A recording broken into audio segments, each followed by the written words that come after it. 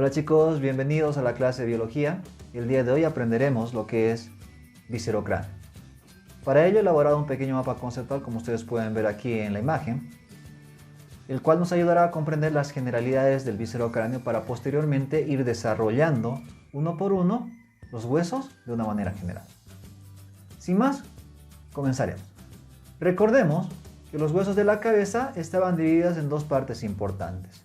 Los que se encontraban por encima de esta línea roja se denominaban los huesos del cráneo o los huesos del neurocráneo, que tenían como función principal proteger a la masa encefálica formando la cavidad craneana.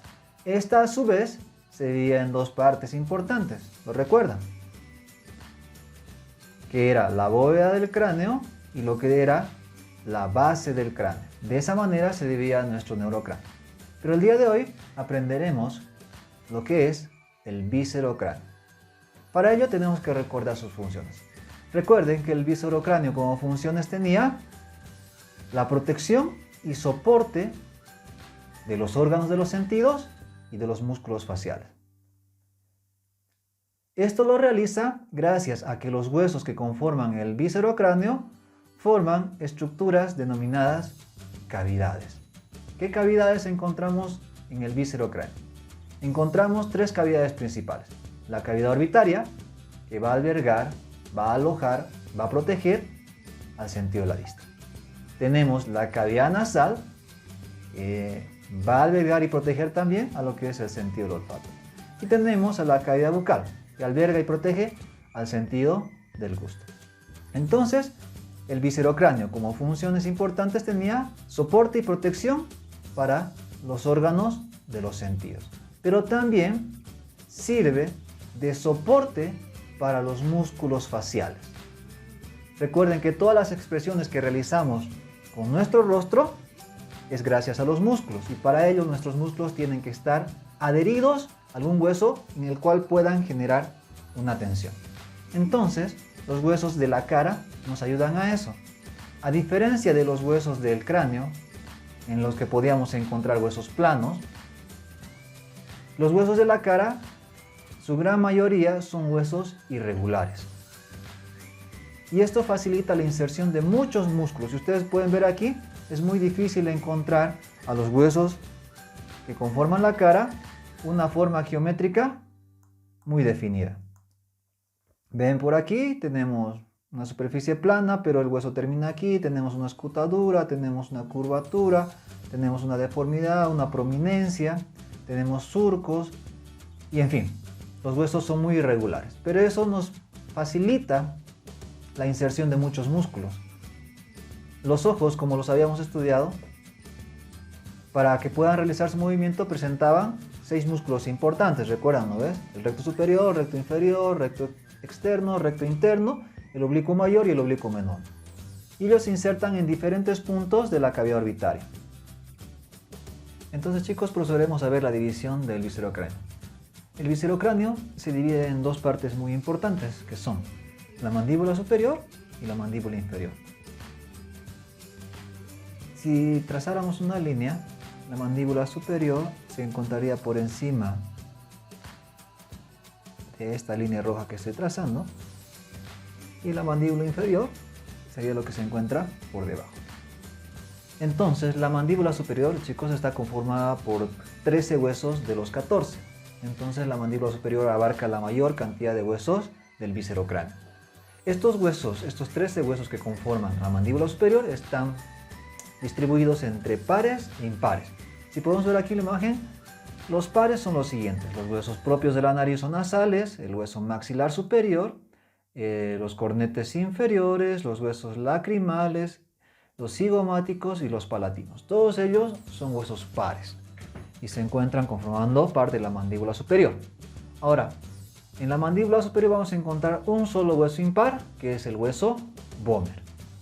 En cambio, la mandíbula inferior está conformada por un solo hueso impar. No existen pares, solamente un solo hueso impar, que llegaría a ser el maxilar inferior. Entonces, esta es la división de nuestro viscerocráneo. Procederemos a estudiar uno de los huesos el día de hoy. La siguiente clase continuaremos con los demás. Procederemos a estudiar los huesos de la mandíbula superior. Comenzaremos por el hueso nasal, o también denominado los huesos propios de la nariz. Recuerden que estos son huesos pares. Para su estudio, los huesos nasales o propios de la nariz presentan 2 caras y 4 bordes. Los huesos propios de la nariz son huesos pares, planos de forma cuadrilátera que se encuentran en la parte superior de la nariz, básicamente conformando lo que es la base de la nariz, la base o raíz de la nariz. Entonces, para su estudio presentan 2 caras y 4 bordes. Las caras son la cara externa y la cara interna. Si podemos ver aquí en esta imagen, tenemos a los huesos propios de la nariz y vamos a ver, voy a dibujar de rojito la cara externa, que sería esta superficie que se encuentra aquí, y por dentro la cara interna. Primero que tenemos que resaltar de estas caras, la cara externa es lisa, ¿ya? Y sirve de inserción para el músculo piramidal, un músculo facial que nos ayuda a hacer acciones o gestos con nuestro rostro. Por ejemplo, el fruncir las cejas. Posteriormente tenemos que ver que la cara interna, si podemos observar aquí la cara interna, conforma la parte anterior de lo que es la cavidad nasal. Vamos a ver, aquí tenemos todo esto, lo que es la cavidad nasal.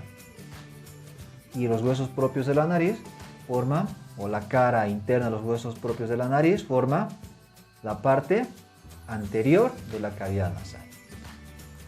También habíamos dicho que este hueso presenta para su estudio 4 bordes. Los bordes son los siguientes. Tenemos el borde superior, el borde inferior, aquí, y tenemos el borde medial y el borde lateral. Esos son los 4 bordes que presentan. Y cuando hablamos de estos bordes vamos a hablar de sus articulaciones. Y podemos ver el borde superior se articula con el hueso frontal. El borde inferior se articula con los cartílagos de la nariz. Ahora, el borde medial porque se encuentra en el plano medio sagital, ¿no? En la línea media de nuestro cuerpo. Se articula con el hueso propio de la nariz del lado opuesto. Y el borde lateral, que está hacia un lado, se encuentra articulado con lo que es esta prolongación del hueso maxilar superior. Lo voy a dibujar de verdecito. Se encuentra articulado con lo que se denomina la apófisis ascendente del maxilar superior. Ya conocemos a los huesos propios de la nariz. Comentarte que este es un hueso el cual se modela para las cirugías o rinoplastías, y es uno de los huesos que por lo general siempre se fractura después de una pelea muy traumática. Así que hay que tener mucho cuidado, evitar peleas, preservar nuestra integridad. Y por el día de hoy, eso es lo que quería compartirte. La siguiente clase continuaremos estudiando los demás huesos. Nos quedan estudiar el maxilar superior, los cornetes inferiores, lagrimales, cigomáticos, palatinos. Y como te lo dije, lo vamos a ir viendo de una manera general, mencionando algunas partes importantes. Así que no olvides que como tarea tienes que ir copiando este mapa conceptual en una hoja tamaño carta en tu archivador y los posteriores mapas conceptuales que vayas subiendo mediante los videos. Sin más, cuídate mucho, no olvides repasar siempre las lecciones. Nos vemos hasta la siguiente.